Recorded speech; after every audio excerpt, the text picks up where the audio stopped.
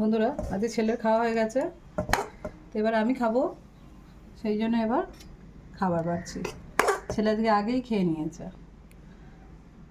তো এই দেখো, কালকেই তোমাদের বলেছিলাম আমি কদিন বাড়িতে ছিলাম না, তো সেভাবে কিছু বাজার করা হয়নি, কারণ দোকান ছেড়ে আমি বাজার যেতেই পারছি না, একদমই সময় পাচ্ছি না দোকান থেকে বেরিয়ে বাজার যাওয়া।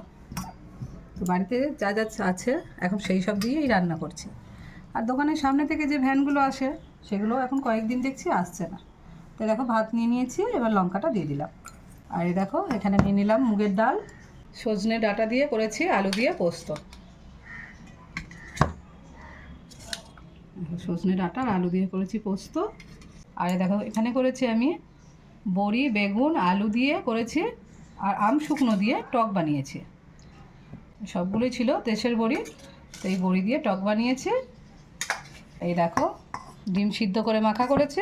এই মাখাটা আমার ছেলে খুব ভালো খায়, ওই জন্য একদম মেখে নিয়েছি, মা ছেলে দুজনেরই হয়ে যাবে।